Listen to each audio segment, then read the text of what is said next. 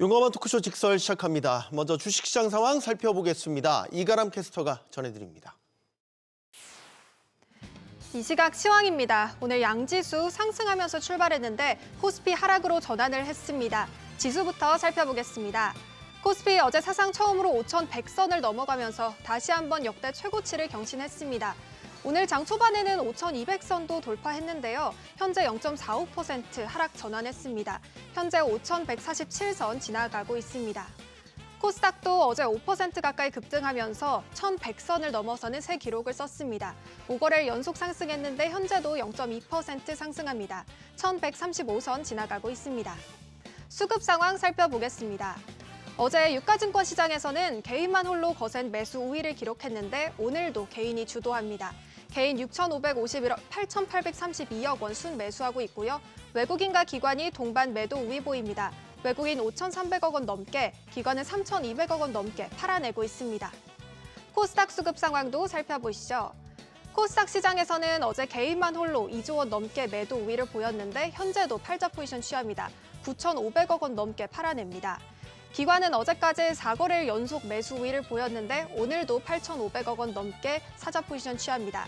외국인도 2,000억 원 넘게 순매수하고 있습니다. 시가총액 상위 종목들 살펴보시죠. 국내 반도체 투톱 나란히 역대급 실적을 발표하면서 상승 출발했는데 현재 삼성전자는 하락 전환했습니다.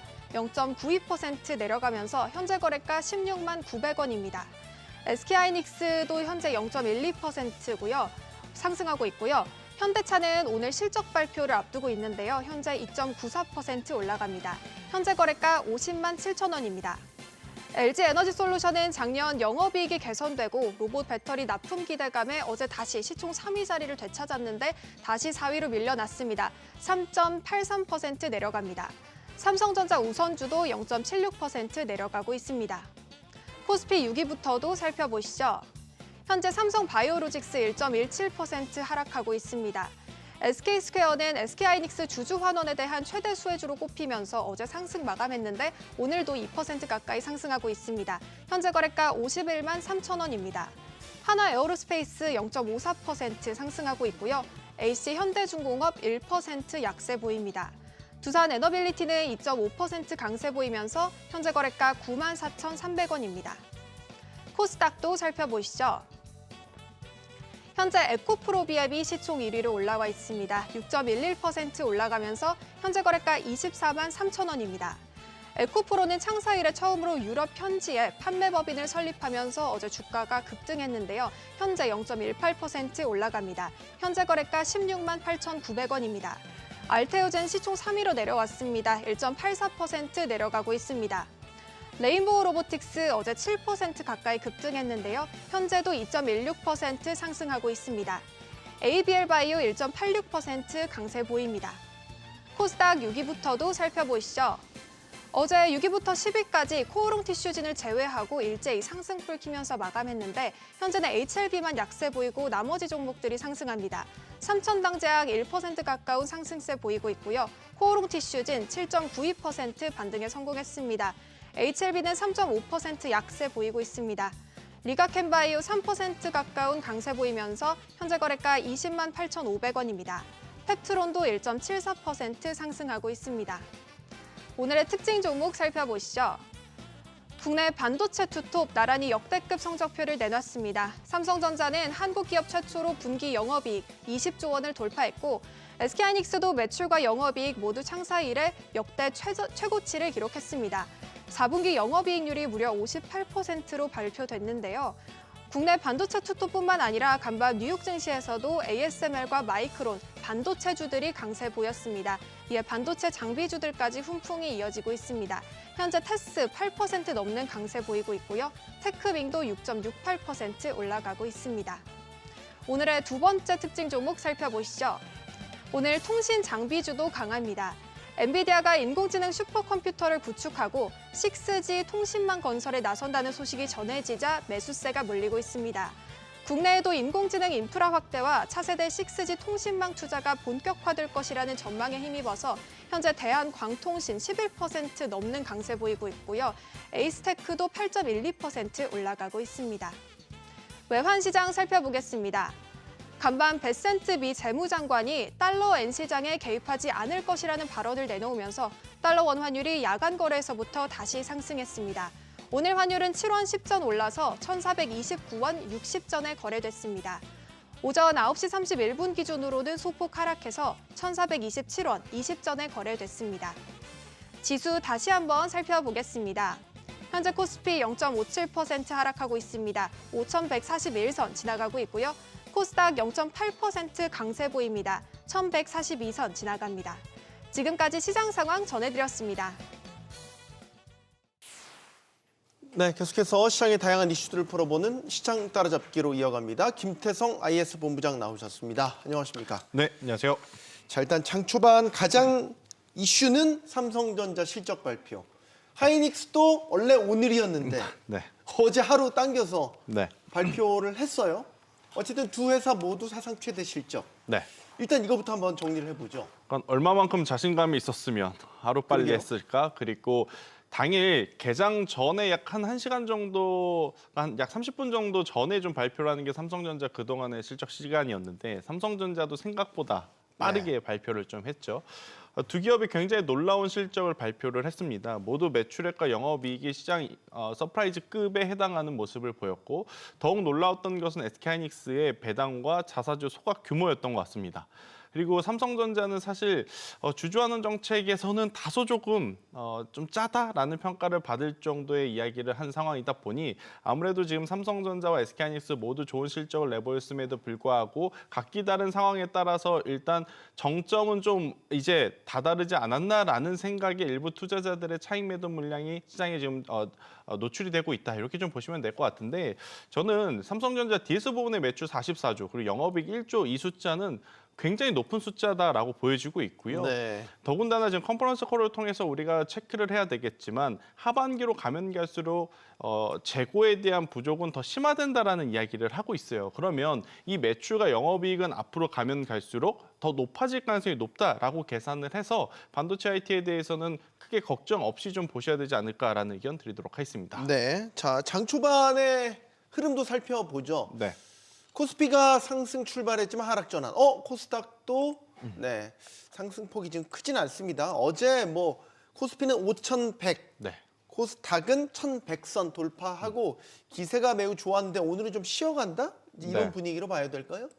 일단은 크게 세 가지의 포인트가 있었을 것 같아요. 일단 첫 번째로는 앞서 제가 말씀드린 대로 삼성전자와 SK하이닉스에 대한 약간의 정점에 대한 고민을 많이들 하신 것 같습니다. 한 기술에 대한 발전 그리고 실적에 대한 상승은 계속해서 이제 높아갈 필요는 있겠지만 시장에서 원했던 것은 뭐 여러 가지가 좀 있었어요. 근데 컨퍼런스 콜에서 지금 ADR에 대한 이야기가 나왔는데 어제 이제 공시를 통해서 이야기했듯이 뭐 특별하게 우리가 지금 뭐 검토하고 있는 바는 없다라는 이야기가 나오니까 아무래도 반도체 IT에 대한 약간의 차익 매도 물량이 좀 나오지 않았나라는 생각이 들고 있고 두 번째, 그럼 2차 전지는 왜 빠졌나요? 왜 흔들렸나요?라고 하면 2차 전지 같은 경우에는 테슬라에서 일부 차종 단종에 대한 이야기를 좀 했습니다. 그러다 네. 보니 아무래도 전기차에 대한 신뢰도가 그렇게 높지 않았던 상황에서 지금보다 더 빠질 게 없다고 생각을 했는데 더 빠질 수도 있겠구나, 더 안 좋아질 수도 있겠구나라는 어떤 투자 심리가 장 초반에 약간 불었던 것 같아요. 그래서 반도체도 약세, 2차 전지도 지금 약세의 모습을 보이면서 일부 최근에 올라왔던 시장 상승에 대한 피로도가 나타나는 상황이라고 좀 보시면 될 것 같은데 가장 중요한 건 순환매가 좀 빨라졌다라는 겁니다. 이건 우리나라 시장의 특징이 아니라 미국 전체 시장에서도 마찬가지예요. 다우, S&P 500, 나스닥 100 사실 이들보다 러셀 2000 지수의 순환매 거래량들이 최근에 굉장히 많아졌거든요. 그러한 흐름들이 현재 우리나라 증시에 고스란히 좀 반영이 되면서 일부 많이 올라온 대형 기업들 같은 경우에는 일정 부분 좀 쉬어가고 그 하위단에서의 굉장히 빠른 순환매가 돌고 있다 보니 지수가 그렇게까지 썩 좋아 보이지 않는 그런 현상들이 나타나고 있다 설명드리겠습니다. 네. 자, 오늘 이제 컨퍼런스 콜 통해서 이제 어떤 이야기들이 이제 나오게 돼 쭉 풀어낼지 이제 계속 봐야 되는 상황인데 네. 이 부분 한번 짚어보죠. 하이닉스는 역대급의 주주환원 정책도 지금 네. 내놨습니다. 추가 배당도 실시하고 자사주 소각에 대한 계획도 내놨습니다. 네. 여기에는 주주들이 어떻게, 투자자들이 어떻게 호응을 하고 있다고 보십니까? 일단은 역대급의 금액이다 보니 이쪽에서는 굉장히 크게 환호를 할 수밖에 없다고 보여집니다. 배당도 많이 주고 자사주 소각도 지금 이번에 생각보다 굉장히 크게 했는데 앞으로는 더 큰 규모의 자사주 소각과 배당을 해준다고 하니 결국 SK하이닉스를 바라보는 시선은 안 좋은 쪽보다는 좋은 쪽에 대한 이야기들이 많을 수밖에 없는. 일단 제 지인이 지금 현재 컨퍼런스 콜을 실제 듣고 있어요. 그래서 네. 소통을 좀 해보고 있는데 예. 지금 여기서 가장 중요했던 포인트는 이런 금액이라는 부분도 있겠지만 기술에 대한 이야기가 오늘은 굉장히 좀 강했다라고 합니다. 어떤 이야기냐면 기존의 HBM3 8단, 12단에 적용이 됐던 기술만으로도 현재 SK하이닉스는 HBM4의 일정 부분을 충족시킬 수 있다는 이야기를 합니다. 그러면 더 큰 돈을 들이지 않더라도 HBM4를 양산을 할 수 있다는 것을 의미를 하기 때문에 그렇다면 수율이 가장 중요한 포인트인데 수율도 많이 올라온 상황. 그러니까 고객사가 요구하는 사항에 지금 기존의 장비와 기존의 기술력만으로도 충분히 감당 가능하다라는 것이 향후에 높은 마진율을 남기는 데 더 중요한 포인트다라고 투자자들은 앞으로 생각할 가능성이 높다고 보여집니다. 그래서 표면적으로는 아마 개인 투자자분들은 자사주 소각의 규모 그리고 배당에 대한 이야기들을 많이 하겠지만 그 내부적으로 지금 기술력도 SK하이닉스가 지금 압도적으로 어떻게 보면 퍼스트벤더의 지위를 계속 유지할 가능성이 높아 보인다라고 좀 보여져요. 물론 이제 삼성전자의 컨퍼런스 콜을 통해서 여러 가지 좀 크로스 체크를 좀 해봐야 되겠지만 만약에 삼성전자가 지금 SK하이닉스의 공정보다 더 많은 비용을 들여서 생산을 한다라고 하면 아무리 시장 점유율을 많이 가지고 온다 한들 마진율에서 SK하이닉스가 월등히 또 앞설 수밖에 없는 그럴 수 상황이라서 있죠. 이 부분들은 계속 추적 관찰하는 게 맞겠다라는 의견을 드려보도록 하겠습니다. HBM에 대한 시장 선점 그리고 축적해온 기술 노하우, 공정의 연속성 이런 것도 이제 하이닉스가 계속 가져가는 그림인 거고 사실상 뒤늦게 뛰어든 삼성전자는 HBM4에 대한 설계를 다시 했다라는 게 이제 네. 일반적으로 알려진 사실. 네. 지금 정설이란 말이죠. 그러면 설계를 다시 하게 되면 거기에 맞춰서 또 공정도 새로 짜야 되고 네. 그럼 아무래도 마진 차이에 있어서는 삼성전자가 하이닉스를 넘어서기는 힘들어 보인다. 한참 나중 되면 감가상각이 다 되었을 때 그때는 삼성전자도 영업 동계도에 마진율이 올라가겠죠. 수율을 계속 그쵸. 높이는 작업을 통해서. J커브가 올라올 가능성이 높은데 네. 아무래도 지금 각축전, 그러니까 속도전을 벌이는 상황 속에서는 여전히 이렇게 되면 SK하이닉스가 남길 수 있는 마진 이익률이 상대적으로 더 많아 보일 수밖에 없다 보여지고 있고요. HBM3 이 8단 12난에 들어갔던 공정이 10나노 5세대 공정이라고 합니다. 그런데 이걸 가지고 HBM4까지 만들어낼 수 있다고 하니 물론 이제 장비주들에게는 다소 안 좋은 아쉽죠. 네. 안 좋다라기보다는 조금 아쉽다라는 표현이 맞을 것 같아요. 새로 장비 발주하려고 지금 6세대 나오면 막 그렇죠. 기대 더하기 막 네. 준비하고 있을 텐데. 아쉬워 보일 수는 있겠지만 SK하이닉스 입장에서는 보다도 효율적으로 제품을 생산해낼 수 있다라는 것을 한 번 더 입증하는 이번 컨퍼런스 콜이었다고 보여지고 있고 반대로 장비주들은 그럼 어디에 집중을 해야 되느냐 결국 삼성전자를 또 바라봐야 될 것 같습니다. SK하이닉스는 기존의 장비와 기존의 설비라면 삼성전자는 SK하이닉스를 따라가기 위해서는 또 대규모 투자가 들어가야 되다 보니까 장비 쪽은 앞으로 삼성전자에서 나오는 수주 규모를 보면서 많이들 또 판단하실 것 같다 생각. 그런데 장비 쪽이 이렇게 복잡 미묘하잖아요. 수혜를 보는 것 같기도 하고 피해를 보는 것 같기도 하고. 그런데 지금 이번 컨퍼런스 콜에서 지금 또 전달받은 건 ESSD, 그러니까 SSD 우리나라 쪽으로, 그러니까 미국 쪽으로 치면 스토리지 쪽이죠. 여기에 대한 관련 성장 이야기도 공격적으로 했다라고 합니다. 그렇게 네. 되면 하나 머티리얼즈, 동진 세미캠, 워닝 머티리얼즈 같은 낸드 플래시 소재 관련주들이 다소 더 우위에 있을 수 있지 않겠는가라는 의견을 드려보도록 하겠습니다. 네.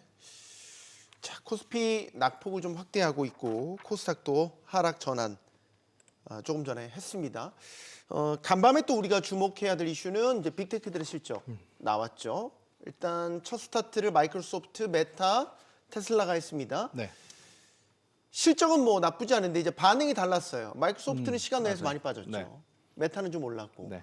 테슬라도 실적이 좋지 않았는데 테슬라는 뭐 테슬라 좀 예를 두고 네. 일단 마이크로소프트나 메타 실적 분석 평가부터 해볼까요? 그러니까 마이크로소프트 같은 경우에는 EPS도 굉장히 잘 나왔어요. 그런데 데이터 센터 쪽에서의 어떤 매출 성장 폭이 예상치에 부합했다는 것 때문에 빠졌습니다. 그러니까 부합은 이제 안 됩니까? 그러니까 예상치보다 이제 무조건 많이 넘- 나와야 되는데 무조건 넘어야 넘어야 되는 거예요? 되는데 왜냐하면 그들이 이야기하는 캐펙스 투자 규모가 있잖아요.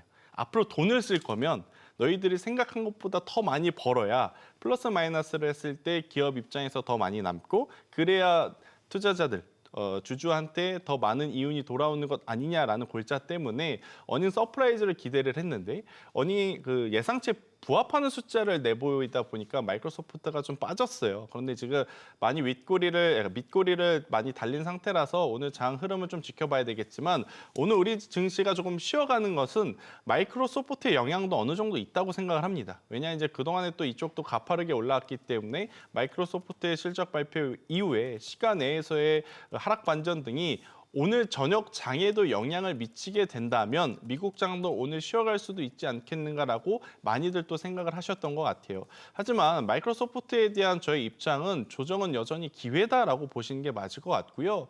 메타는 참 돈도 많이 벌고 또 쓰는 돈도 굉장히 많다고 지금 보여집니다. 그래서 마이크로소프트와 함께 메타는 여전히 조정 씨는 매수 그리고 가지고 계시다면 유지를 하시는 게 맞을 것 같고 또 저는 인텔을 한번 체크를 해보셨으면 좋을 것 같아요. 인텔이 네. 최근 2거래일 동안 급격하게 또 빠졌다가 엔비디아가 또 이런 이야기를 하죠. 그러니까 본인들의 지분이 들어가서일 수는 있겠지만 TSMC에 주려고 했던 거 인텔 사용해서 우리가 하겠다라고 하니까 M7 내에서도 지금 굉장히 빠르게 순환매가 돌고 있는데 저는 크게 걱정하실 필요는 없겠다라는 의견 드려보도록 하겠습니다. 네, 자 빅테크 실적도 실적이 있었지만 올해 첫 미국 금리 결정 FOMC 회의도 있었습니다. 네. 그대로 금리는 동결 유지한다는 거는 이견이 없었고 그대로 나왔죠. 네, 성명문도 무난했어요. 네, 그래서 참 볼 게 없는 FOMC 회의가 됐어요. 사실 이제 파월이 긴급 성명을 통해서 트럼프 행정부의 이 반기를 들었기 때문에 혹시 오늘 기자회견에서 이거에 대한 이야기를 또 하지 않을까 이런 얘기도 없었어요. 그러니까 최근에 파월 연준 의장의 그 마지막 설명문, 그러니까 이번 거 말고 그 전 걸 보면 굉장히 좀 격양된 상태에서 이야기를 했지 않습니까? 네. 그래서 혹시나 표면적으로 또 트럼프 대 파월 연준 의장의 구도가 그려지면서 굉장히 또 큰 변수가 오지 않을까 걱정을 좀 했었는데 이번 성명문에서는 그런 뭐 개인적인 감정은 크게 드러내지 않고 원론적인 이야기를 하면서 좀 마무리되었다라고 말씀드릴 수 있을 것 같습니다. 우선 시장에서는 지금 중립금리의 현재 금리가 다달랐다라고 평가를 하는 또 쪽들이 있더라고요. 더군다나 성명문에서 그렇게 큰 이야기들이 오고 가진 않았지만 매파적인 이야기가 조금 담겨 있었다고 해석을 하는 요소들도 있었어요. 그러니 지금 당장은 금리 인하의 속도를 크게 내지 않아도 되지 않겠느냐. 이렇게 되면 상반기보다는 금리 인하의 시점은 또 하반기로 미루어질 수도 있지 않겠는가라는 해석도 좀 존재를 하더라고요. 그리고 현재 나오는 지표들에 대해서도 서로 이제 해석하는 포인트들이 다 다른데 지금 물가 지표 같은 경우에는 관세 때문이다라는 이야기를 해요. 그래서 지금 FOMC 1월은 크게 볼 것은 없던 것으로 좀 지나가고 있는 것 같고요. 향후 이제 계속 나오는 지표 발표에 시장이 어떤 해석을 붙이면서 움직이는지 여부를 보면서 좀 대응해야 되지 않겠는가라는 의견을 한번 드려보도록 하겠습니다. 네, 자 국내 증시에서 하나만 더 짚어볼 건 2차 네. 전지인데 지금 코스닥 2차 전지 섹터가 좋아요. 네. 오늘 LG 에너지솔루션 오늘 조정을 받고 있고 최근에 2차 전지가 이제 로봇이라는 테마를 등에 업고 이제 로봇에 들어가는 배터리 작년에 ESS랑 똑같은 지금 그림으로 그렇죠. ESS 대신 지금 로봇으로 갈아탄 것 같아요. 네. 어쨌든 주가가 반등을 하고 있단 말이죠. 이게 이제 추세적인 거냐 아니면 이게 테마성이냐 이제 여전히 의문이에요. 그러니까 저는 기준을 어디에 두냐에 따라서 2차 전지를 공략하는 방법이 달라진다고 생각을 하거든요. 네. 그러니까 미래를 본다면 로봇에 탑재되는 전고체 배터리를 좀 생각을 해야 되겠죠. 그렇게 봤었을 때는 현대차와 가장 관련성 있는 건 삼성 SDI, 테슬라와 가장 관련성 있는 것은 LG 에너지 솔루션. 이 두 기업만 저는 집중하시는 게 맞을 것 같고요. 반대로 나는 이 로봇에 배터리가 탑재되는 건 너무 먼 미래다. 지금 현재 시점에서 투자 포인트를 잡겠다라고 하면 탄산리튬 가격의 상승에 따라서 움직이는 소재 쪽을 저는 보는 게 맞다고 보여져요. 저는 그중에서 만약 여러분들이 조정 시에 기회를 엿보신다면 폐배터리 관련주들 한번 보시는 게 맞을 것 같습니다.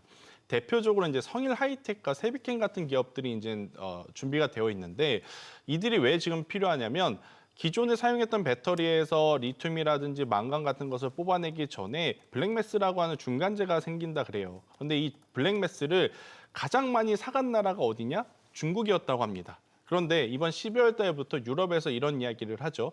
비OECD 국가에서 이 블랙매스를 못 사가게 해라. 그러면 가장 많이 사갔던 중국이 우회로를 통해서 우리나라 기업들을 통해 이 블랙매스를 사갈 가능성이 높거든요. 네. 이 블랙매스를 가져가야 여기서 코발트도 뽑고 망간도 뽑고 리튬도 뽑아내는 거예요. 그 기준으로 본다면 단순히 탄산리튬 가격이 올라간다 그래서 재고자산 가치 평가를 받을 수 있는 소재 쪽을 보시는 것보단 폐배터리 쪽에 대한 저는 집중도도 한번 높여보셔도 현재 시점에서는 괜찮지 않겠는가라는 의견 한번 드려보도록 하겠고요. 일단 로봇과 관련된 배터리는 오늘 지수가 그렇게 썩 좋지 못한 가운데서 또 현대차 같은 경우에는 나름 시장에서 선방을 좀 받고 있어요. 그래서 시점의 좀 차이일 뿐이지 현대차가 여기서 더 밀리지 않고 좋은 시세를 보여준다면 충분히 삼성 SDI와 LG 에너지솔루션만큼은 조금은 더 올라갈 가능성이 높지 않겠는가라는 의견 드려보도록 하겠습니다. 네, 자, 앞으로 좀 전망 여쭤보고 싶어요. 네. 일단은 오늘 우리 장은 좀 쉬어가는 분위기긴 하고 네. 미장 같은 경우는 어제가 아니죠. 간밤에 이제 S&P 500이 처음으로 7,000 네. 찍었다가 물론 이제 다시 내려오긴 했지만 장중에 이제 첫 7,000 고지를 넘어섰다. 하지만 필라델피아 반도체 지수는 또 여전히 강한 모습이고, 그럼 이제 연초에 좀 지지부진했던 흐름을 좀 깨고 실적 이 어닝 시즌을 통해서 깨고 이제 치고 갈 거냐. 네. 여기에 대한 궁금증이 있어요. 일단 대외 변수는 이란과의 지정학적 리스크, 그리고 환율에서는 일본의 국채에 대한 이슈. 그런데 이러한 일련의 요소들은 지금 잘 어떻게 보면 헤쳐나오고 있는 그런 모습을 좀 보이고 있어서 만약 이번 주 시장이 쉬어간다면 단순히 최근에 많이 올라왔기 때문에 일정 부분 차익 매도 물량이 나오면서 약간의 숨고르기 정도의 쉬어감이라고 해석을 하는 게 맞을 것 같습니다. 더군다나 우리나라 시장 같은 경우에는 코덱스 150 레버리지 이거 살려고 또 수업 들으시는 분들이 워낙 많아가지고 네. 금융투자협회 서버가 뭐 다운됐다라는 이야기가 나올 정도로 약간의 어떤 과열이 됐었던 상황이라서 일정 부분 이게 좀 컴다운 돼야 되는 시기가 필요한 것도 저는 맞다고 생각이 들어요. 그래서 이번 주 후반 그리고 다음 주 초에 쉰다 하더라도 너무 실망하실 필요는 없고, 우리가 주식 투자함에 있어서 가장 중요하게 보는 것은 포워드 PER 혹은 영업이익률이 성장을 하느냐인데, 지금 우리가 계속 주도 업종이라고 생각하는 기업들의 실적은 좋아지고 있다라는 것에 포커스를 두면 저는 여전히 조정은 기회라고 보시는 게 맞지 않겠나라는 의견 드리겠습니다. 알겠습니다. 시장 따라잡기 여기서 마무리하겠습니다. IS앳 김태성 본부장이었습니다. 고맙습니다.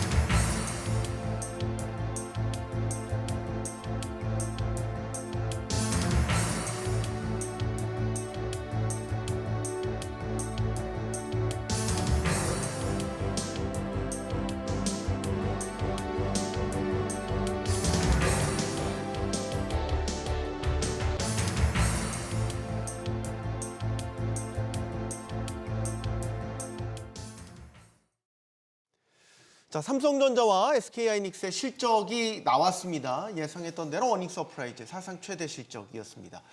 AI 붐과 메모리 반도체 호황이 맞물린 결과겠죠. 반도체 투톱이 호실적을 기록하면서 코스피 5천 시대를 연 국내 증시에도 기대감 더 커지고 있습니다. 자, 이번 실적 결과 또 앞으로의 전망까지 두루 짚어보겠습니다. 함께해 주실 분들 소개해드리겠습니다. 그레너리 투자자문 이완수 대표 나오셨고요. 산업인류학연구소 박준영 소장, 또 현대차 증권 김재승 연구위원 나오셨습니다. 안녕하십니까? 안녕하십니까? 안녕하세요. 반갑습니다. 용감한 토크쇼 직설은 SBS 비즈 뉴스 앱과 유튜브에서 실시간으로 시청하실 수 있습니다. 자, 우리 시장 전반적인 상황부터 한번 짚어보죠. 계속 의미 있는 기록들, 숫자들을 지금 만들어가고 있어서 코스피도 5,100, 이제 5,000 아닙니다. 코스닥도 1,100, 1,000 아닙니다. 계속 이제 올라가고 있습니다. 저 이거 말 잘해야 돼. 이게 예, 자칫 숫자 잘못 얘기하면은 이제 한 달이 지난 거 얘기할 수가 있어서 이런 시장의 상승세가 올해 새해 들어와서도 끊이지가 않네요, 이한수 대표님. 네, 맞습니다. 일단은 저는 뭐 두 가지 요인을 보고 있어요. 가장 큰 게 국내 이제 뭐 반도체 업종이 글로벌 경쟁력이 워낙 좋지만은 그것뿐만 아니라 조선 방산 거기에다가 이제 뭐 우리가 잘 아는 이제 AI라든지 아니면 이제 자율주행 거기다 우주항공 마지막에는 이제 뭐 화장품이라든지 엔터까지 이런 전반적으로 글로벌 선순환 사이클을 할 수 있는 업종들이 저희가 다수 포진해 있기 때문에 너무 좋다라고 지금 보여지고 있고요. 두 번째는 현재까지만 해도 일단은 대형주, 특히 5대 그룹 위주로 이 해당 업종들이 다 포진되어 있었기 때문에 네. 코스피가 일단은 시장을 끌고 왔죠. 그러다 보니까 외국인들과 기관들이 먼저 자금을 쏟아붓는 경향이었다면은 이게 한 텀 이제 지나고 나니까 같은 업종 내에서 이제 대형주가 아니라 중소형주 단으로 다시 이제 매기가 또 순환이 또 들어가죠. 그런데 이 부분을 이제는 기관하고 또 개인이 매수를 이어가는 타이밍이 오기 때문에 그러니까 제가 지난번에 한번 나왔을 때 그 말씀을 드렸어요. 대한민국 증시가 잘 되는 집구석이다. 네. 계속 지금 잘 되고 있어요. 그래서 네. 잘 되는 집구석에는 누구나 다 기웃거리거든요. 네. 외국인도 지금 계속 기웃거리고 있고 그 집안에 있는 뭐 가족들 너무 화목하고 이러다 보니까 이게 계속 선순환이 갈 거기 때문에 저는 앞으로 이러한 트렌드가 당분간 꺼지기는 쉽지 않을 것 같다. 그렇다 보면은 계속 뭐 저희가 저는 뭐 지난번 나왔을 때 한 6천 정도 코스피 상향 조정 말씀을 드렸고 네. 코스닥도 일단은 뭐 1,300 정도는 저희가 일단은 뭐 먼저 거기까지 목표를 한번 놓고 보셔도 좀 충분하지 않을까 이렇게 지금 보고 있습니다. 주식이 오르니까 많은 분들이 이제 행복해. 증권사도 분위기 좋죠. 분위기 아주 좋습니다. 연구원님도 지금 증권사 분들도 이제 지금 실적에 따른 성과급을 받으시니까. 사실 리서치 좋은 센터 성과급 같은 경우는 받으셨겠습니다. 성과급이 그렇게 연동되지는 않습니다. 왜냐하면 예, 아이고야. 저희 같은 경우는 이제 리포트가 돈에 영향받지 않게 써야 되기 때문에 네. 어떻게 뭐 성과급은 보다는 기본급 위주로 돈을 받고 있기 때문에 또 컴플라이언스 이슈가 맞습니다. 있기 때문에 제가 만약에 성과급을 받게 되면 그래도 좋으시죠? 그게 좋습니다. 네. 일단 뭐 많은 분들이 이제 주식이 올라서 이런저런 이제 훈훈한 이야기들을 참 많이 하시더라고요. 그래서 다들 분위기가 좋으시고 택시만 타도 사실 요즘에 주식 물어보시는 기사님들도 꽤 많이 계세요. 이런 얘기하죠. 택시 기사님들이 이제 주식 얘기를 하기 시작하면 진짜 지금이 화랑이구나. 이런 얘기들도 있는데 식당에 일하시는 사장님들도 계속 손님 올 때마다 주식 얘기를 하세요. 요즘 그 정도입니다. 그 선두에 선 게 사실 이제 반도체죠. 반도체, 투톱, 대형주 반도체가 우리 시장을 사실상 뭐 견인해 가고 있다는 건 부인할 수 없겠고 그 결과가 또 나왔지 않습니까? 삼성전자, SK하이닉스 실적 발표했는데요. 뭐 예상한 대로 뭐 역대 최대 실적, 기대했던 것보다 훨씬 더 좋은 실적 나왔습니다. 일단 실적 어떻게 보셨는지도 한번 이야기를 들어보겠습니다. 소장님은 어떻게 네. 보셨습니까? 현직에 계실 때 그런 실적 보셨습니까? 못 봤습니다. 실제로 뭐 역사적인 스타의 상황이 맞는 것 같고, 네. 뭐 저 숫자 아주 외워버렸습니다. 974758. 하이닉스가 97조 매출에 47조 영업이익률이 58%. 그다음에 이제 2016 해서 이제 삼성전자는 20조 원 어떤 반도체가 16조 원. 이 정도 실적이거든요. 네. 일단 뭐 제가 아는 지인들은 지금 이제 난리가 났죠. 삼성전자는 이제 보너스가 한 48% 나온다고 그래서 뭐 2천만 원 정도 넘을 거고요. 하이닉스는 뭐 신입사원 연봉이 2억 가까이 된다는 얘기까지 있어가지고 뭐 지금 뭐 모르겠습니다. 그래서 이제 그런 것들이 이제 뭐 이게 방송 들으신 분께는 일단 네. 그런 게 이제 하나의 이제 조직적 역량을 더 덧붙여가지고 지금 이 라인 내에서는 실제 풀캐파 아주 그냥 공장이 다 돌아가고 있거든요. 이거 해가지고 또 아시겠지만 소위 뭐 D램 거짓돼가지고 빅테크 회사들이 다 지금 동탄에 숙소 잡고 있어가지고 예, 우리 저 아시겠지만 우리 외국 분들께서 다들 기다리고 있고 그다음에 이제 스팟 가격이라고 그러죠. 지금 D램 가격은 우리 잘 나오지만은 한 9배 정도 올랐다고 하거든요. 기존 대비해서. 근데 지금 스팟 가격이라고 해서 급피하는 거는 그냥 가격이 상관이 없습니다. 그래서 급하게 계약을 하면 더 웃돈을 네, 주고서라도 15배도 있기도 하고요. 15배. 네, 무한대입니다. 그러니까 이제 지금은 그러니까 소위 뭐 장기 계약 이런 얘기 나오는데 그것보다는 우리가 좀 급하니까 이라고 얘기하게 되면은 여기 먼저 드릴게요 하면은 그게 이익이 너무 올라가는 상태이기도 하고 이런 상태이기 때문에 일단은 뭐 올해 그다음에 내년 일정 부분까지는 이미 다 팔려 있다. 팔렸는데 얼마나 더 비싸게 팔까 이 정도까지 얘기가 나오는 것도 있다. 네, 말씀드리겠습니다. 행복한 비명이군요.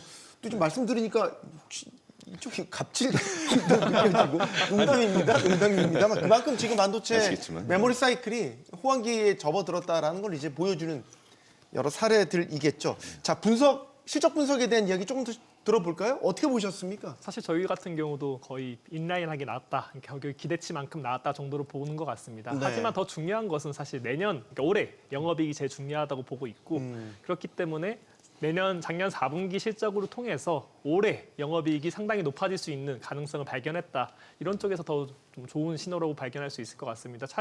참고로 증권사 중에는 그래서 삼성전자에 대해서는 올해 영업이익 180조까지 부르는 데도 있고 SK 하이닉스까지는 같은 경우는 150조까지는 부르는 하우스가 있거든요. 그만큼 상당히 레벨을 높이더라도 이걸 따라갈 수 있을 것 같다. 아까 말씀하셨던 것처럼 대표님께서 그런 스팟 가격이 오르니까 계약 가격들이 꾸준하게 올라갈 거로 전망하고 있고 그 과정에서 결국에는 영업이익 100조 시대 두 기업이 모두 다 이렇게 열 수 있지 않을까라고 보고 있습니다. 180조 아까 영업이익 말씀. 예, 2배인 그렇습니다. 거예요? 1년 사이에? 아니, 네 배죠. 네 배. 네 4배죠. 죄송합니다. 예, 4배죠. 40조 원이니까. 예. 예.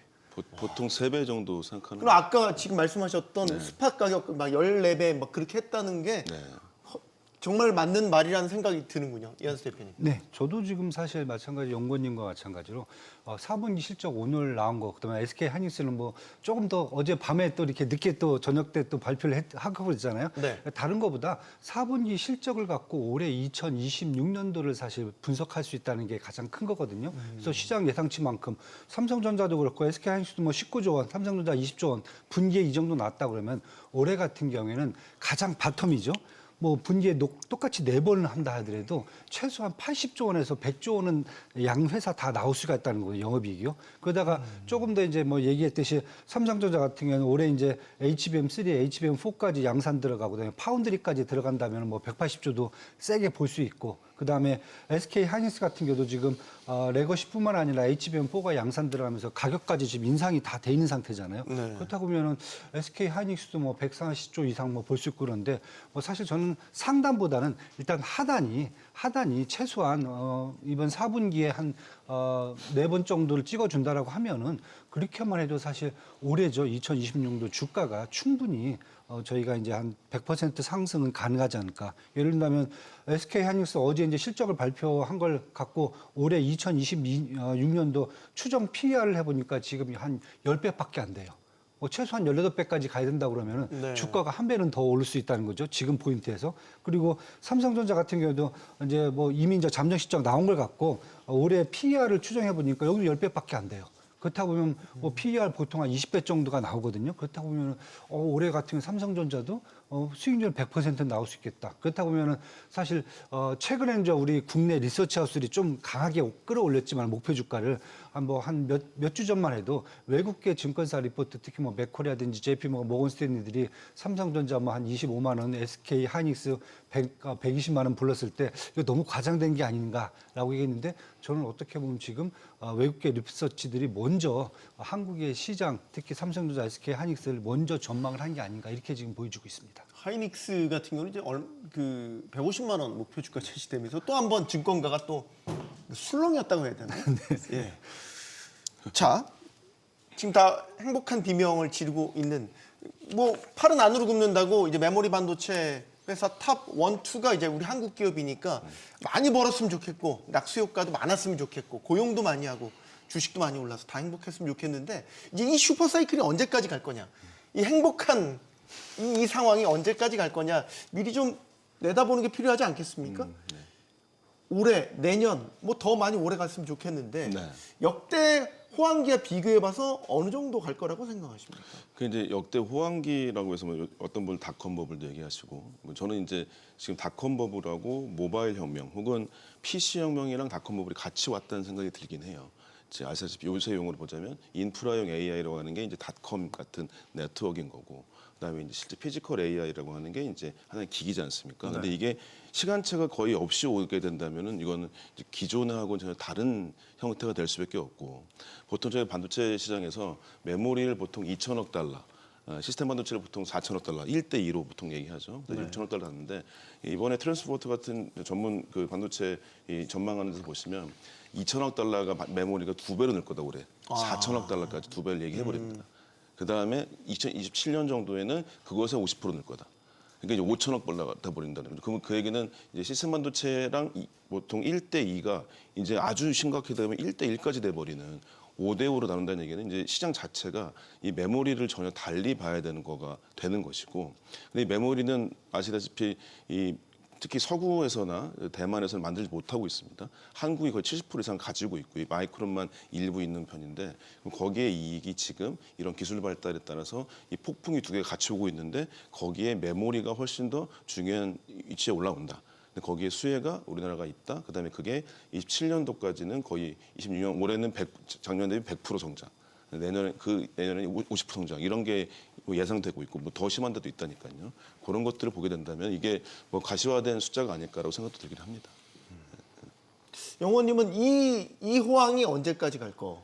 일단 데이터 센터에 대한 투자나 소버레 AI 같은 투자들 이런 것들이 2028년쯤에 피크를 칠 수 있다라는 기대 좀 전망은 있는 것 같습니다. 2028년 피크다. 예. 그렇다면 그러면은, 네, 2027년쯤에는 약간의 우려는 있을 수 있겠죠. 하지만 2년 전부터 우려를 보이는 경향은 잘 없다고 보고 있거든요. 또한 좀 전에 대표님께서 말씀하셨듯이 결국에 우리 닷컴 버블 시대 때 얼만큼 투자가 일어났냐를 보면 한 8, 9년 정도의 투자 사이클이 있었습니다. 그 당시에. 네. 8, 9년 있었고 GDP 규모로 대비했을 때 1%포인트 정도의 그 상승이 발생했었는데요. 지금 같은 경우는 아직 2년밖에 되지 않습니다. 우리가 AI 많이 본 것 같지만 사실 투자가 2년밖에 진행되고 있지 않다라고 본다면 과거에 8년 이상 그렇게 빅사이클이 나타났던 닷컴 버블 시대와 비교한다면 아직 기간도 짧다라고 할 수 있을 것 같고 GDP 대비 규모 지금 우리가 하이퍼스케일러들의 엄청난 투자들이 나타난다고 해서 규모가 커 보이는 건 사실이지만 미국 GDP 대비했을 때는 사실 크지가 않거든요. 네. 닷컴 버블 당시와 비교한다면 그 규모도 작습니다. 사실은 GDP 네. 대비했을 때는 그런 것들을 감안했을 때 기간도 아직 2년밖에 되지 않았고 규모도 닷컴 버블 시대에 비하면 훨씬 작다라는 점에서 사이클이 최소한 2년 이상은 갈 수 있을 것 같다라고 전망드릴 수 있을 것 같습니다. 2년 정도를 이제 미니멈으로 보신 겁니다. 예, 이제는. 맞습니다. 최소한으로 보신 거고 이한수 대표님. 전 좀 더 세게 부를게요. 저는 한뭐 수치를 본다면 한 5년 정도는 더 가야 되지 않을까. 좀 땀보다 좀 강하게 말씀을 드리는데 왜냐하면 첫 번째가 이제 지금이 이제 글로벌 AI 산업이거든요. 글로벌. 그러니까 미국만의 산업이 아니지 한국만의 산업이 아니라 글로벌 AI 산업인데 그게 뭐 라지 랭귀지 모델부터 시작해서 데이터 센터부터 시작해서 이제 피지컬 AI, 자율주행, 뭐 우주 항공 이런 쪽으로 계속 뻗어나갈 거란 말이죠. 네. 그렇다 보면은 글로벌 AI 산업이 인프라가 언제까지 저는 구축을 해야 될까? 지금이 초기 단계라고 보면 저는 최소한 한 3, 4년은 더 구축을 해야 될 것 같고요. 왜냐하면 뭐 다른 나라도 해야 되니까 미국만 하는 건 중요한 게 아니니까요. 여기에서 결국 국내 반도체 회사들이 이제 수혜를 볼 수 있다. 그렇다 보니까 지금 뭐 저희만 반도체 회사가 하는 게 아니거든요. 미국은 뭐 인텔이라든지 그다음에 이제 마이크론 테크놀로지, 중국도 화홍 반도체부터 시작해서 SMIC, 그다음에 쿵푸 마이크론, 뭐 중국 양쯔 메모리지, 중국도 다 가고 있어요 지금요. 그러다 보니까 지금 인프라를 구축하는데 첫 번째 단계에 왔다라고 지금 저는 보고요. 네. 그런데 만약에 두 번째는 다른 것보다 이것을 지금 감안해서 각 반도체 회사들이 지금 설비 투자에 지금 들어갔거든요. 사실 어떻게 보면 뭐 작년 하반기부터 들어갔다고 저는 이제 보고 있는데. 지금 계획된 걸 그냥 몇 개만 보면 삼성전자 지금 5년 투자 계획으로 450조 원 2030년까지 쏟아붓고 있다고 그랬어요. 그다음에 SK하이닉스는 2028년까지 128조 원. 마이크론 같은 경우가 지금 5년 투자 계획으로 300조 원 지금 미국에 8개 첨단 공장 만든 것까지 나와 있어요. 그다음에 키옥시아도 지금 낸드 플랫이 2028년까지 생산량 2배 증가라고 얘기하거든요. 근데 이 회사들이 바보가 아니거든요. 왜냐하면 자기들이 캐퍼를 딱 늘렸는데 이때부터 만약에 공급이 너무 많아진다. 그러면 사실 가동률이 안 올라가고 회사가 망할 수가 있거든요. 그러니까 제가 보기에는 삼성전자, SK하이닉스 모든 이런 반도체 회사들이 그런 사이클을 감안해서 지금 풀로 이렇게 캐퍼를 딱 높이는 게 한 2030년까지이기 때문에 저는 이렇게 본다라고 하면 일단 2030년까지는 충분히 공급 쪽에서는 쇼티지가 계속 나오지 않을까. 네, 이렇게 지금 판단을 하고 있어갖고 뭐 최근에 뭐 낸드 플래시 가격도 지금 삼성전자가 100% 올리고 있고 메모리도 80, LPDDR도 한 80% 지금 가격을 계속 올리고 있습니다. 10% 20% 아니고 80%예요. 이 정도라고 그러면은 공급의 쇼티지가 얼만큼 크다는 게 지금 눈에 보이는 거거든요. 그럼 이 공급의 쇼티지를 앞으로 수요는 스톱된 게 아니라 더 늘어날 거란 말이죠. 공급 쇼티지는 더 커질 거란 말이죠. 그러면 저는 최소한 한 5년 정도 이 공급 사이클에 맞춰 갖고 아마 시장이 뭐 지금 뭐 공급자 시장이니까요. 네. 더 강세로 가지 않을까 저는 이렇게 지금 보고 있습니다. 지금 공급을 확 늘리지 않죠. 되게 타이트하게 예를 들어서 설비 투자도 그렇게 하고 있는 상황인 거죠. 그러니까 지금 메모리 3사가 사실상 독점하고 있는 이 판을 누구도 깨고 싶지 않은 뭔가 암묵적 합의 같은 게 시장에 있다고 봐야 되는 건가요, 위원님? 사실 그런 것도 맞고 추가적으로 봤을 때 과거를 보면 결국에는 과거에 투자 많이 했다가 망했던 적들이 많다는 거죠. 치킨 게임 하다 한참 보니까 어깨가 다 네, 그런 화두였죠. 것들이 다 알고 있다 보니까 실질적으로 늘리는 것에 좀 천천히 하는 경향이 있는 것 같습니다. 좀 즐겨가면서 가격 상승을 즐겨가면서 보는 게 있는 것 같고 거기에 더해서 잘 아시는 것처럼 TSMC 같이 고객사들이 요즘 만나서 직접 만나서 얘기를 한다는 거죠. 고객사를 만나서 메모리 반도체 얼마나 그러니까 반도체가 얼마나 필요할 것 같아. 이런 것들 대화를 통해서 자기들의 캐파 증설을 나가고 있다는 거죠. 과거 반도체 같은 특히 메모리 반도체 같은 경우는 커머티라고 해서 시장에 만들어 찍어 놓고 파는 시장이었습니다. 하지만 그렇죠. 지금은 스페셜티 같이 고객과 대화를 통해서 만드는 거기 때문에 더 신중하고 더 수요를 맞춰서 공급을 하는 경향이 있기 때문에 일단 공급사들이 훨씬 유리한 입장에 있다는 거죠. 과거에는 얼만큼 될지 모르지만 일단 찍어놓고 팔자 이랬던 반면에 지금은 너무나 고객사들이 필요한 거 알고 너희 몇 개 필요한지 다 조사한 다음에 우리가 과잉 투자가 되지 않는 과정에서 조금씩 투자를 늘려가는 과정이기 때문에 그 과정이 과거 사이클에 비해서 천천히 일어날 수밖에 없고 그렇기 때문에 이 가격 상승을 좀 더 꾸준히 누릴 수 있지 않을까라고 보고 있습니다. AI 시대에 부상한 이제 아이콘 반도체 업계의 아이콘이라면 이제 HBM 고대역폭 메모리라는 거고 여기에서는 이제 삼성보다는 SK하이닉스가 먼저 시장을 선점했고 지금 이 추세가 계속 가고 있죠. 삼성이 뒤늦게 뛰어들어서 아차 싶어서 막 열심히 추격을 하고 있지만 여전히 이제 우위를 확보하고 있는데 이제 HBM4 세대는 6세대. 그렇죠. 6세대로 이제 접어들지 않습니까? 그럼 이제 여기에서의 패권 경쟁은 어떻게 이제 되는 겁니까? 하이닉스가 우위입니까? 아니면 삼성전자의 거침없는 추격입니까? 일단은 뭐 그 중에 둘 다를 둘 다 맞는 말인데 네. 추격이 더 심할 것이라고 하는 게 저는 이제 결론을 갖고 있습니다. 왜냐하면 이제 여러저러 특히 기사가 되게 많이 났어요. 그래서 어떤 데는 HBM4 승인을 했다느니 뭐 SK하이닉스를 70%를 내가 가져갔다는 이런 얘기를 네. 하고 있는데 지금 기술적으로 확인해 본 결과는 일단 기술력이라고 하는 그 제품의 성능은 삼성이 좀 앞서는 게 사실이긴 합니다.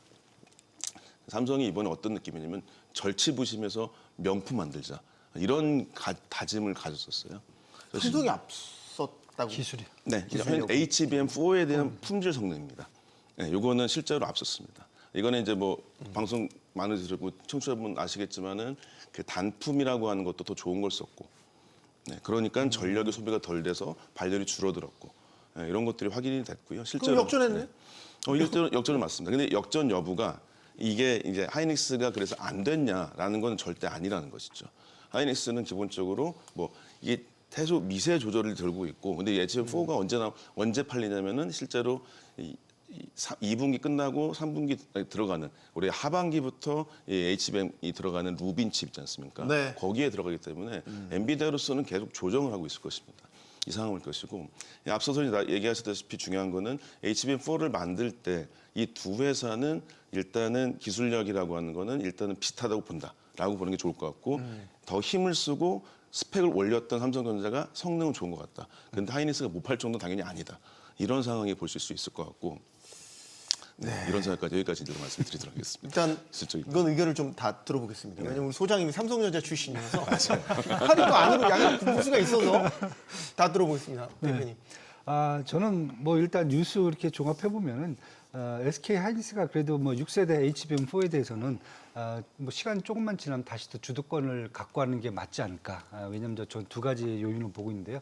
첫 번째는 뭐 지금 뉴스 나온 거 보니까 삼성전자가 먼저 그 엔비디아 납품을 한다라는 얘기는 있어요. 먼저 하는데 보통 1년치 수주를 보통 잡아오거든요. 잡아오는데 SK 하이닉스가 그 1년치 수주의 70%를 받은 것으로 예상되고 있다. 그러니까 원래 시장에서 한 50% 받을 걸로 예상했는데 70%로 지금 얘기가 되고 있거든요. 그러니까 쉽게 해서 얘기입니다. 먼저 지금 삼성전자가 납품은 할 수가 있지만은 소규모의 물량을 그다음부터 대규모 물량이 들어간 것은 그다음은 사실 SK 하이닉스라고 보셔야 될 것 같아요. 제가 보기에는. 그러다 보니까 시간 지나면 뭐 SK HBM4에서는 SK 하이닉스가 더 유리하게 작용할 수 있다. 왜냐하면 지금 시설 같은 경우에도 사실 뭐 기존의 HBM3 공장을 뭐 재설계를 한다던가 업그레이드를 한다던가 아니면 신규로 이제 공장 라인을 깔 수도 있는데 양쪽 측면에서 본다면 사실 SK 하이닉스가 지금 더 유리하고 대량 생산을 할 수 있는 구조는 충분히 갖춰져 있다. 저는 이렇게 보고 있고요.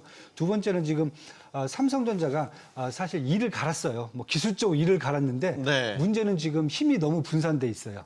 왜냐하면 그건 무슨 어떤 뜻입니까? SK 하이닉스는 지금 HBM4에 지금 목숨을 걸고 있거든요. 네. 이걸 해야지 뭐 사실 자기들의 매출이나 영업이익을 갖고 하는데 삼성전자는 지금 레거시 반도체도 너무 좋아요. 전선이 넓다. 그렇죠. 그다음에 파운더리도 있어요.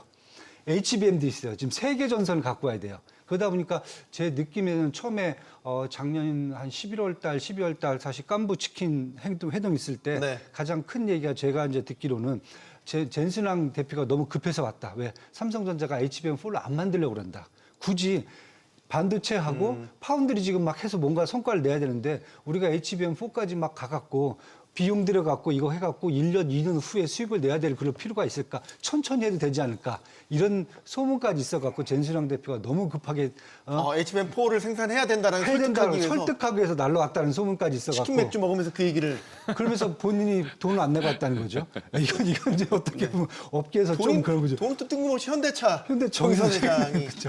냈는데 네. 그래서 저는 이렇게 본다라고는 사실 지금 SK 하이닉스는 죽기 살기로 달려드는 거고 그렇다고 삼성전자는 조금 전선이 여러 개 지금 내가 파이프라인을 갖고 있기 때문에 네. 조금 전반적으로 봤을 때는 저는 시간이 조금만 지나면은 SK 하이닉스가 그 비중을 다 차지오지 않을까. 지금 뭐 3분기 HBM3에 대한 글로벌 점유율이 이제 SK 하이닉스가 한 54% 정도 나왔고요. 삼성전자하고 마이크론 20에서 한 19%씩 나왔는데 제가 보기에는 다시 아마 이제 HBM4 쪽에서는 SK 하이닉스가 한 70% 기존의 그 점유율을 다시 끌고 올라가지 않을까 이렇게 좀 보고 있습니다. 제품 스펙 자체는 삼성전자 HBM4가 더 높을 수 있어도 시장 점유율에서는 하이닉스가 더, 원래 경쟁력을 계속 가져갈 것이다. 증권가에서 어떻게 보고 있어요? 사실 증권가에서는 주식가로 얘기하다 보니까 주가로 측면에서 봤을 때 SK 하이닉스는 좀 더 HBM의 리더십이 있다라고 보는 것 같고 네. 반대로 삼성전자는 이런 레거시 디램 쪽에서 다른 쪽에서 더 혜택을 보고 있다 이렇게 보고 있는 것 같습니다. 이미 가격적인 흐름이. 그래서 보통 레거시 반도체들이 강세를 보일 때 삼성전자가 좀 더 아웃퍼폼하는 경향이 있고 SK 하이닉스가 좀 HBM들이 좋은 뉴스들이 나올 때마다 SK 하이닉스가 좀 더 좋게 움직이는 경향이 있는 것처럼 결국 시장에서는 가격적으로 이렇게 판단을 하는 것 같아요. 네. 삼성전자는 좀 더 디램 잘하는 회사, 그런 소위 말 레거시 반도체 잘하는 회사. 레거시 반도체도 워낙 부족하잖아요. 요즘 메모리 반도체가 그런 거에 부족하다 보니까 그럴 때 혜택 보는 건 삼성전자라고 보는 것 같고 SK 하이닉스는 HBM 워낙 잘하는 회사 이렇게 시장에서는 판단을 하고 있는 것 같습니다. 그런데 둘 다 지금 부족하다는 게 중요한 포인트고 그렇기 때문에 네. 둘 다 올라가는 게 결국에는 한쪽이 SK 하이닉스가 리더십이 있다고 해서 삼성전자에게 아주 안 좋냐? 다른 거 잘하는 게 많기 때문에 저는 충분히 같이 올라갈 수 있다고 보고 있고 삼성전자가 잘 나갈 때는 꼭 SK 하이닉스가 안 좋은 것도 아니고 둘 다 좋은 환경이다라고 보시면 될 것 같습니다. 소장님께 보완 설명 기회를 드리겠습니다. 네, 이건 좀 정리를 좀 해야 될 것 같습니다. 워낙에 또 투자자분들께서 더 정확히 아시는 분도 있어서 그러니까 이게 재설계하고 생산을 좀 나누실 필요는 있을 것 같아요. 첫 번째로는 이 재설계 여부라고 하는 거는 반도체 공정이나 생산 장비랑은 상관은 없습니다. 거의 상관이 없어요. 그러니까 무슨 얘기냐면 뭐 배선을 달리 만든다든지 그러니까 전작가 분들이 요렇게 여기다 전압을 더 인가한다든지 그래서 요거는 이 설계도 영역이기 때문에 생산하고는 별 상관은 없습니다. 그다음에 두 번째로는 아까도 말씀하셨던 것 같은데 이 생산했었을 때의 이 공정 장비는 삼성전자나 하이닉스는 이미 다 사놨습니다.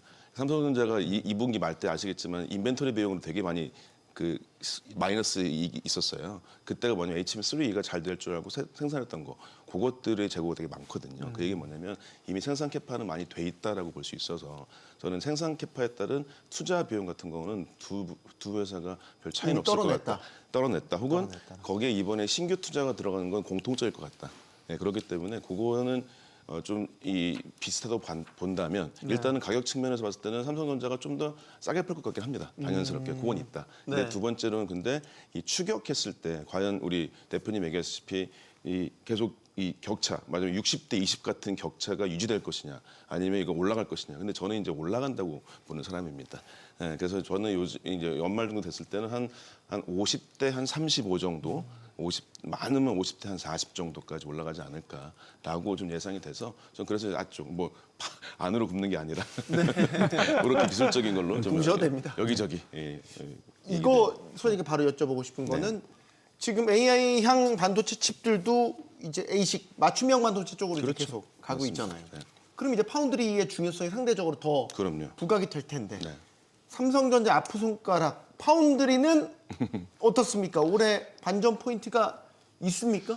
확실히 있습니다. 예, 이게 항상 말씀드렸듯이 작년에 테슬라의 수주가 올해 연결되지는 않고요. 테일러라고 하는 미국 테일러죠, 팹이 네. 내년 정도 아니 올해 한 4분기 정도 때부터 아마도 이제 캐파에 들어갈 겁니다. 근데 그럼 가장 큰 건 뭐냐? 바로 S26이죠. S26이 바로 이제 아마도 엑시노스가 쓰일 거고, 그러면 삼성전자로 봤을 때는 반도체 사업부에서는 이제 반도체 쪽 DS 부문에서는 시스템 LSI 사업부하고 파운드리 사업부 자체가 매출이 올라가고 같은 게 올라가겠죠. 그다음에 삼성전자 핸드폰 사업부의 이익 그 원가가 떨어질 겁니다. 퀄컴 칩을 안 쓰기 때문에, 퀄컴 칩을 쓰더라도 파운드리가 있기 때문에. 그래서 그것 때문에 이미 약간 올해는 가장 목표는 적자의 흑자 전환 같은 것들은 가장 큰 건 S26 엑시노스다. 네, 그다음 나머지 것들이 빠른 거는 이제 소니 쪽에서 이제 소니가 원래 많이 했던 CIS죠. 원래 이제 저쪽 텍사스의 어스틴이라고 기존의 팹이 있습니다. 거기서 해주는 카메라 쪽은 이미 괜찮을 것 같다. 방금 컨퍼런스 콜에도 보시면은 그 카메라에 대한 얘기가 나왔습니다. CIS 쪽에서 이미 매출이 괜찮을 것 같다 나와서 그쪽 크게 두 가지가 있을 것 같고 나머지 빅테크 수주들이 된다면 아무리 빨라도 올해 말 아니면 내년 정도. 그래서 삼성전자 같은 경우는 올해는 이제 흑자 전환 같은 게 파운드리 목표일 것 같고요. 두 번째로 내년에는 실제로 퀄컴 같은 회사들이 수주가 온다면 그때 이제 전혀 다른 게임이 오지 않을까. 덧붙여서 말씀드렸다시피 에이직 반도체가 나와서 맞춤형 HBM, 소위 파운드리형 HBM을 해달라고 나왔을 때는 거기는 파운드리를 갖고 있는 삼성이 좀 더 토탈 솔루션 할 수 있겠다. 이건 좀 굉장히 기대치가 될 수 있겠죠. 그러니까 냉정하게 TSMC는 넘사벽이고 그렇죠. 그럼 이제 의미 있는 추격자로서 이제 2위 자리를 가져가야 되는데 결국 이제 빅테크들의 수주를 얼마나 할 수 있을 것이냐. 테슬라는 한번 발표가 났죠.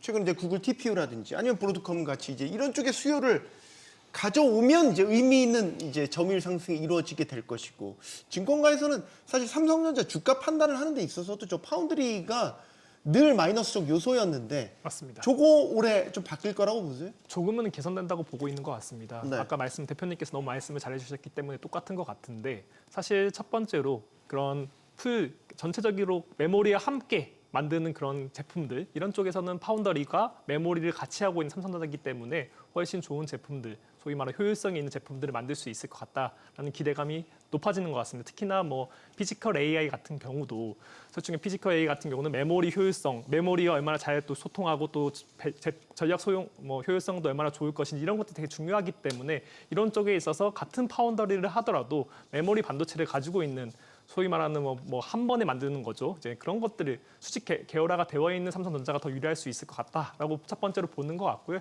특히 두 번째로 봤을 때 시장에서 봤을 때는 결국에 지정학적 우려를 조금은 생각하는 것 같습니다. 대만이 가지고 있는 지정학적 리스크가 있기 때문에 특히나 트럼프가 각자 도생의 시대, 돈노 독트린을 발표함으로 인해서 어떻게 보면 우리는 아메리카 대륙에만 신경을 쓰겠다, 나머지는 신경 쓰지 않겠다 이렇게 말을 해놓은 상태잖아요. 그렇기 때문에 대만에 대한 그런 리스크들이 분명히 존재하고 있다고 보고 있습니다. 그렇기 때문에 다른 이런 IT, 빅테크 회사들 입장에서도 결국에 대만에서만 의존하면 안 된다라는 생각이 있는 것 같고 그렇기 때문에 미국 정부 같은 경우도 인텔에 대해서 투자를 늘리는 것이 결국에 이런 반도체 이런 그런 밸류 체인에서 너무 TSMC에 의존하고 있다 보니까 그 네. 약점으로 작용할 수 있을 것 같고 그것이 인텔을 투자하는 이유인데 우리는 삼성전자 같은 경우도 분명히 하나의 대안책으로 작용할 수 있기 때문에 그 관점에서 또한 조금은 더 혜택을 볼 수 있지 않을까라고 생각되는 것 같습니다. 지금 삼성전자 목표 주가 뭐 16만 원 이렇게 나오는데 만약에 파운드리가 본궤도에 다시 올라선다면 이거 더 플러스 알파 해야 되는 거 아닙니까? 사실 그걸 합쳤을 경우가 얘기했듯이 이제 뭐 140조 원 영업이익 그것까지 보는 거고요. 이제 그게 빠졌을 경우는 사실 한 뭐 80조 원에서 100조 원 정도 보는 게 저는 지금 맞다라고 보고 있고요. 그러니까 예를 들면 지금 올해죠 작년이죠 2025년도 하반기에 파운드리 가동률이 50%밖에 안 돼요 삼성전자가. 그러니까 그것도 40% 끌어올린 게 50%예요. 그러니까 공장 반은 놀고 있다는 얘기예요. 그러니까 과거에 한 7, 8년 전에 보면 글로벌 파운드리 쪽에서 사실 삼성전자가 한 18%, 19% 정도 점유율 갖고 있었는데 지금 보시면 이제 한 9에서 8%거든요. 그러니까 반이 노니까 지금 그렇게 된 거예요. 근데 사실 이제 시장에서 보는 것은 저도 이제 뭐 투자가 입장에서 본다라고 그러면은 올해 하반기를 사실 아까 우리 소장님 말씀하셨듯이 되게 중요한 포인트로 파운드리 쪽을 보고 있습니다. 왜냐하면은 일단 이제 텍사스 오스틴 공장이 이제 양산할 거로 지금 예상을 좀 하고 있는데 하자마자 바로 테슬라 제품을 이제 만들 거라고 지금 보고 있어요. 근데 왜 이게 중요하냐면은 제가 인텔 케이스를 볼 수가 있어요. 인텔이 애리조나에다가 1,000억 달러 넣어갖고 뭐 1.4호짜리 공장 만들었는데 안 팔렸어요. 처음에 워낙 안 팔렸어요. 그런데 결국 시간이 지나면서 이제 리프탄 CEO가 들어오면서 일단 고객사들한테 신뢰 구축을 먼저 했거든요. 그게 중요하거든요. 그동안 과연 제품을 만들 수 있을지 이게 중요한 거고 두 번째가 정부 지원 요청 받았고요. 그다음에 이러다 보니까 점유율을 지금 5% 정도 수준까지 지금 끌어올렸고 그다음에 수율을 또 최대한 끌어올렸어요. 그러니까 공장 가동률을 지금 계속 끌어올리고 있거든요. 그러니까 이게 핵심이거든요. 그래서 삼성전자도 저 똑같은 케이스라고 봐요. 일단은 테슬라 제품을 만들면서 한두 달 정도 지나서 테슬라 어떤 만족도를 한번 봐야 될 것 같아요. 그래야 고객사들이 어느 정도 이제 신뢰감을 확보할 수 있을 것 같고요. 그다음에 이제 미국 정부가 됐든 아까 이제 정치적 리스크라든지 이제 국제 리스크가 이제 또 포함될 것 같고 그리고 이제 수율까지 좀 끌어올려 줘야 그래야 제가 봤을 때는 이제 투자가분들도 그럼 파운드리도 앞으로 이제 흑자로서 영업이익 흑자로서 계속 이제 저희가 얘기하는 그냥 가장 바닥인 뭐 80조 원이 아니라 뭐 140조, 150조까지 끌어올 수 있는 요인을 여기서 사실 찾을 수 있지 않을까 저는 이렇게 지금 보고 있어 갖고 일단은 파운드리는 일단은 좀 지켜봐야 될 것 같아요. 지금 일단 공장 만들고 어떻게 돌아가는지를 좀 봐야 그래야 이제 앞으로 삼성전자가 TSMC의 70%이 아성을 좀 뚫고 좀 치고 올라갈 수 있을지 그건 그때 가서 한번 좀 봐야 될 것 같습니다. 제가 소장님께는 이 질문을 드리고 싶어요. 지금 반도체 호황인데 이제 대형주들 종합 반도체 우리 삼성전자 하이닉스 얘기만 했는데 이제 우리 생태계 이루고 있는 이제 소부장들 있잖아요. 1차, 2차, 3차 벤더사들 또 같이 좀 지금의 호황에 얼마나 올라타고 있는지 낙수 효과는 얼마나 되는지 상대적으로 아까 이제 공급을 확 늘리고 있지는 않아서 그리고 이제 기존 장비들 업그레이드하는 정도로만 쓰면 조금 지금 이 호황에 우리 소부장들은 좀 아쉽다 이렇게 얘기할 것 같아서요. 네, 아시겠지만 지금 삼성전자 같은 경우도 갑작스럽게 이제 디램 단품의 가격이 올라가서 갑작스러운 이익을 얻었기도 했고 그게 감사한 효과는 맞습니다. 근데 이제 지금 확인한 바로는 작년도 한 중반부부터 해가지고 이제 풀캐파가 돌아갔고 이제 라인 건설 계획 같은 것도 가지고 있습니다. 그런데 이제 옛날처럼 사이클 와서 바로 소부장 투자한다 이건 아닌 거는 맞을 것 같고요. 그래서 저는 이제 이런 기간들 봤을 때 현재 예상되는 거는 SK 하이닉스 같은 경우는 27년도 2월 정도에 이 용인 1단지가 이제 실제로 가동된다라는 얘기가 있습니다. 올해 죄송합니다. 올해 한 상반기 끝날 때쯤부터 이제 장비 캐파가 이제 매출이 시작될 것 같고요. 네. 올해 말 정도에는 이제 라인 되기 전에 소재산 보통 한 2개월 전부터 매출 시작되거든요. 그때 좀 보시면 될 것 같고 삼성전자 같은 경우는 이제 특히 P5 이런 것들이 이제 지어진다입니다. 근데 지어진다라고 했을 때는 실제로 장비가 들어갈 때 꽤 오래 걸리거든요, 시간이요. 네. 지금 확인할 수 있는 거는 하이닉스가 가장 먼저 27년도 2월 달에 용인 1단지 연다. 그럼 그거 6개월 전부터 장비 매출이 들어간다. 그다음에 이제 삼성전자 같은 경우는 얘기하다시피 뭐 개조나 아니면 새로운 신규의 라인의 캐파에서 조금의 신규 어떤 매출은 있겠지만 아주 크진 않을 수도 있겠다라고 좀 약간 보수적으로 말씀드릴 수 있겠고 하나는 소부장에서 이제 장비는 이 6개월 정도 전에 매출이 있는데 부품과 소재 같은 경우는 결국에는 한 2개월 정도 전부터 라인이 가동이 많이 되면 이제 매출이 많이 오르거든요. 그런 것들을 감안하셔가지고 투자를 하시면 어떨까 생각이 듭니다. 네, 제가 지금 영원님께는 그 질문 드리고 싶어요. SK 하이닉스 이제 컨콜 통해서 여러 이야기 나왔고 한 것 중에 이제 투자자들 관심의 ADR. 미국 증시 이제 상장에 대한 문제가 있었는데 이 기대감으로 상당히 이제 주가도 좀 반영이 됐잖아요. 근데 이제 지금 나온 입장은 보면 원점 재검토라는 것 같아요. 이렇게 되면 어떻게 됩니까? 이게 이제 신중한 입장을 드러낸 건데 이게 이제 원래 시장에서 예상했던 거랑은 좀 다른 결인 것 같아서요.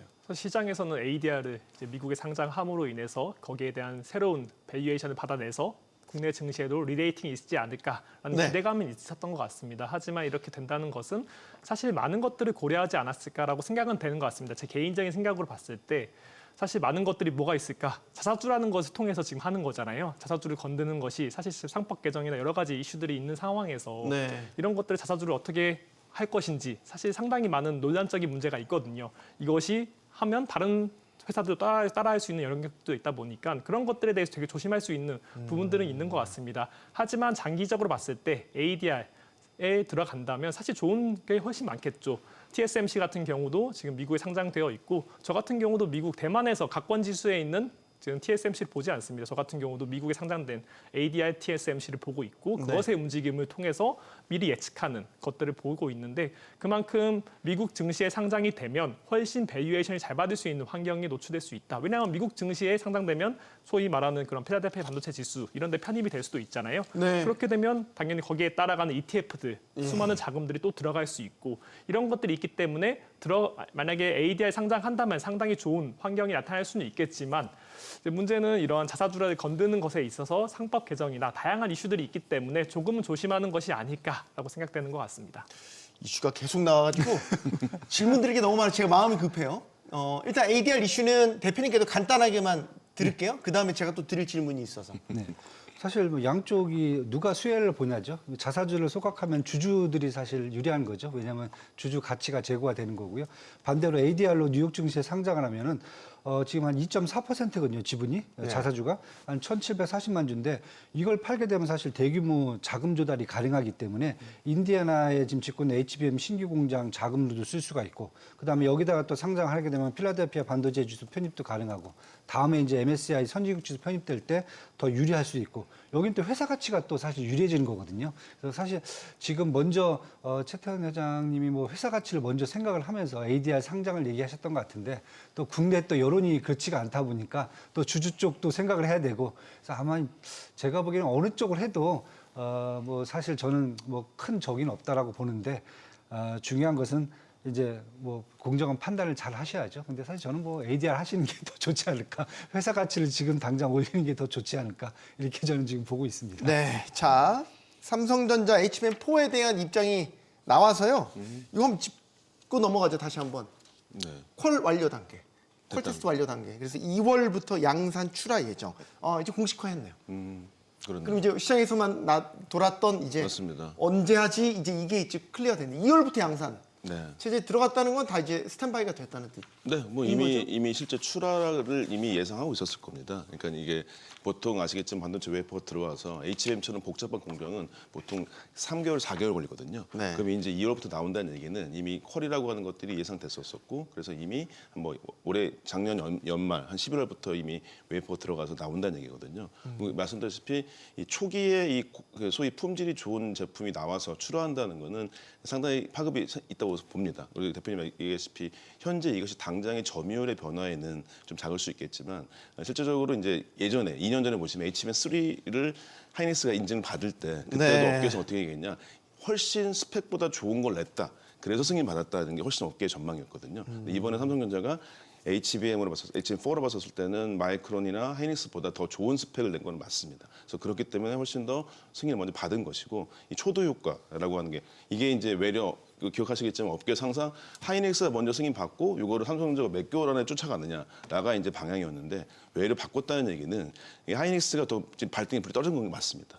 네, 실제로. 그래서 그게 아무리 기존의 이 반도체에 대해서는 주도권이 있었더라도 아까 똑같이 가자면 생산설비 비슷해요. 그러면 이제 생산만 더 비싼 걸 파게 된다면 당연히 저희 삼성전자가 이익을 더 이익을 HBM4에서는 서력할 수 있겠다라고 좀 말씀을 드려볼 수 있을 것 같습니다. 네, 자 이런 가운데 이재용 삼성전자 회장이 위기론을 꺼내 들었습니다. 자만하지 말아라. 마지막 기회라는 이야기도 했고요. 선대 이건희 회장이 얘기했던 이 샌드위치로 오늘 또 다시 꺼내 들었습니다. 이게 삼성은 이제 그 삼성 정영의 DNA를 몇 가지를 이제 집약을 해보면 위기 경영, 초격차 이런 것들인데 사실 이제 이건희 회장 때 이런 만들어졌던 것들이 요즘에 이재용 회장을 보면 아버지의 경영 철학이나 이런 것들이 상당히 많이 배어나요. 이렇게 회사 상황이 좋은데 다시 한번 위기론을 꺼내 들었다. 이게 어떤 의미가 있다고 봐야 되겠어요? 근데 이재용 회장 말씀 맞습니다. 숫자만 나아진 게 맞습니다. 실제로. 그럼 예. 진짜 내부의 위기감은 여전히 있는 겁니다. 있습니다. 다들 알고 있는 거는 이게 우리가 지금 하이닉스보다 확실히 앞선 건 아니라는 걸 확실히 알고 있어요. 이거는 경영진도 판단 제대로 하고 있고 예전에는 안 좋았을 때 뭐죠? 경영진은 이런데 임직원들이 다르면은 안 좋지 않습니까? 네. 근데 지금 이번이 D램 수급에 따라 나아진 거는 맞다. 이거는 어떤 면에서 운이다. 근데 이게 실제로 HBM4는 이번에 승인을 먼저 받은 건 맞는데 단품으로 보시면 업계에서 정확히 알고 있습니다. 하이닉스 6개월 앞서 있어요, 실제로. 이거는 여전히 지금 좁혀야 됩니다. 그러면 반도체는 이렇다. 파운드는 얘기했다시피 흑자 전환인 것이지 업계 선두는 절대 아닙니다. 그럼 남아있는 게 뭐냐? B2C라고 할 수 있는 DX 부분이지 않습니까? 여기는 이번에 슬쩍 보시면은 매출은 40조 원인데 영업이익이 1조밖에 안 돼요, 이번에 분기에는.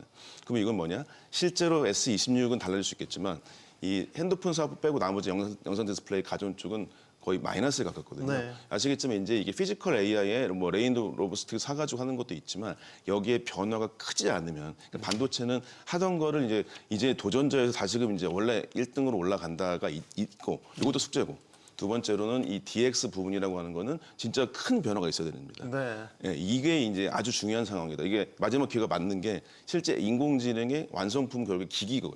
기기는 결국에 피지컬 AI이고 삼성전자 그걸 간이 안 할 수는 없습니다. 그렇기 때문에 핵심 순간 맞는 것 같고 다시금 근데 중요한 건 저는 임직원들이 피곤하긴 하지만 정확히 알고 있다. 예, 그래서 이제 의미가 있다고 생각합니다. 자, 이제 시장 이야기로 다시 돌아와 보겠습니다. 코스피 5천 시대 열었고요. 온갖 장밋빛 전망들이 쏟아지고 있습니다.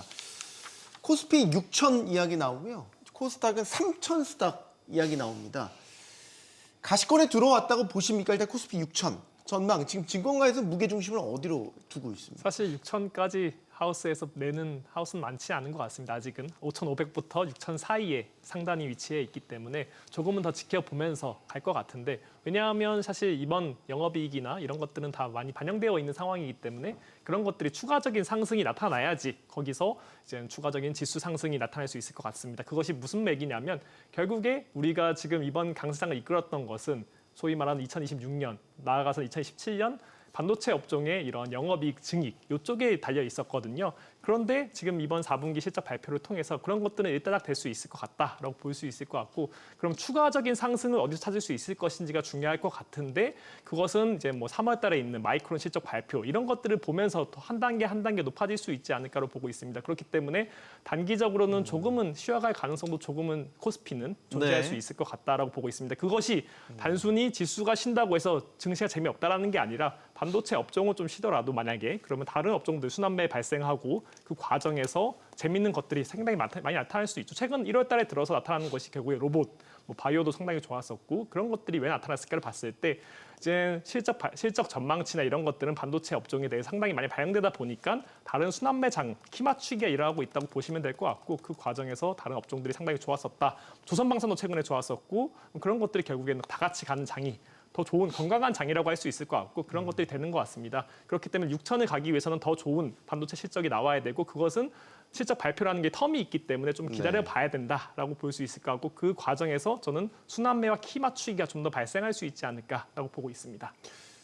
여당인 더불어민주당에서는 7천 이야기도 하고 있습니다. 정치적으로 하신 거 물론 이제 뭐 정책 목표를 내건 거다 이렇게 말씀하시는데 이제 그만큼 이제 기세가 좋고 기대감이 뭐 네. 충만해 있다 네. 그런 분위기라는 거죠. 네, 맞습니다. 그래서 저도 사실은 그 국내 리서치 하우스 분들이 조금 더 보수적이지 않나 좀 생각이 들어요. 저도 사실 뭐 연초부터 계속 6천은 충분하다라고 말씀을 드리는데 가장 큰 이유가 지금은 일단 1분기 작년 4분기 실적을 이제 발표하면서 아마 이제 올해 2026년도 이제 가이던스를 제시하는 딱 그 타이밍이기 때문에 저는 이제 잠깐 이제 5천까지 오르는 상황에서는 좀 지수가 좀 이제 횡보할 가능성 크다. 반면에 하락은 아니다. 이렇게 이제 보여지고요. 횡보하면 하면서 아마 4월 달에 1분기 실적을 확인하면서 아마 2026년도 전반적인 주가 반영이 다시 또 시작되지 않을까. 상승 모멘텀을 받는다면 이때가 되지 않을까 지금 보고 있는 거고요. 그 사이 이제 계속 시장을 받쳐줄 수 있는 것은 아까 말씀하셨듯이 지금 뭐 국내 시장 같은 경우는 지금 실적에 대한 기대감이 좋은 데는 뭐 반도체라든지 에너지 밸류체인이라든지 조선방산, 화장품, 엔터가 있고요. 그다음에 시장에 대한 기대감이 좋은 데죠. 그러니까 뭐 실적보다는 AI라든지 자율주행, 피지컬 AI, 뭐 우주항공, 제약바이오 사실 이러한 전반적인 업종들이 계속 지금 순환매를 돌고 있거든요. 네. 그렇다고 해서 외국인이라든지 기관의 또 자금이 그렇게 또 딸리는 편도 아니고요. 그렇다고 보면은 제가 봤을 때 2026년도 이제 밸류에이션을 확인하는 기간 동안에 이제 우리가 경쟁 있는 이런 업종들이 계속 선순환을 하면서 지수는 분명히 받쳐줄 수 있다. 저는 이제 이렇게 지금 보여지고요. 요 작업이 좀 끝나면은 아마 2분기, 1분기 실적 어느 정도 정리되면서 올해 전반적인 이제 이익 성장률 어느 정도 나올 건지가 아마 대략적으로 이렇게 가이던스가 나온다 하면은 저는 그때부터는 다시 또 한 6천을 향해서 지수가 좀 달릴 수 있지 않을까 저는 이렇게 지금 보고 있습니다. 연구원님, 반도체가 끌어온 장은 맞는데 이제 올해 새롭게 이제 라이징 스타가 뭐가 될 거냐라고 본다면 이제 CES를 통해서 피지컬 AI가 떴고 로봇이라는 게 이제 휴머노이드 로봇이 이제 가시화됐다. 그래서 지금 로봇 섹터가 전반적으로 굉장히 잘 오르고 있잖아요. 사실 2023년 그때도 4년까지 아주 로봇주가 각광받다가 좀 작년에 조정 좀 있었고 최근 다시 주목받고 이제 테마성이라고 봐야 되는데 이제 올해는 좀 다를까? 반도체의 역할을 어느 정도 대체할 만큼의 성장성을 보일 수 있을까? 어떻게 전망하세요? 사실 저 같은 경우는 반도체가 이끌어가는 강시장이기 때문에 반도체를 대체할 수는 없다라고 보고 있습니다. 결국에는 반도체가 거의 우리나라 영업이익의 좀 증익, 한 3개월 동안 증익의 영업이익 증익의 한 90%를 만들어내고 있거든요. 하지만 네. 다른 섹터들 같은 경우는 그 소위 말하는 굿즈가 작다고 할 수밖에 없는 거죠. 금액 규모가 작기 때문에 반도체가 만약에 꺾이고 반도체 이익이 줄어든다. 이런 상황에서 그런 종목들이 좋을 수는 없다고 보고 있고 반도체가 가는 과정에서 다른 혜택을 보는 종목 섹터들로서 참여할 수 있다고 저는 보고 있습니다. 그렇기 네. 때문에 또한 과거를 보면 강세장이 지속될 때는 보통 주도 업종이 깨지지는 않습니다. 오히려 주도 업종이 바뀌지도 않고요.